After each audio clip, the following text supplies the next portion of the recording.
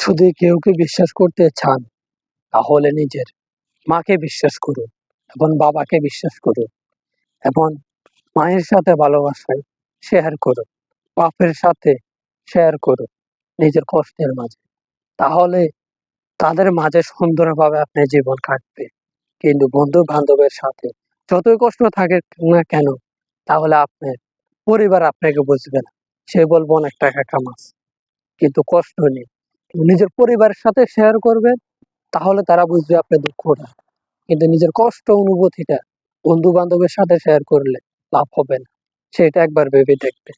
কিন্তু নিজের আত্মীয়-স্বজনের কাছে বলল কোনো লাভ নেই। কেন? বলবে টাকা কামাস বিদেশ থেকে। কষ্ট কেন? কষ্ট তো হইবে স্বাভাবিক। সবাই বলবে এই কথা।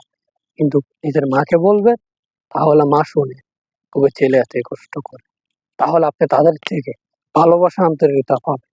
কিন্তু আপনার বন্ধু-বান্ধবকে বলবেন কোনো লাভ নেই।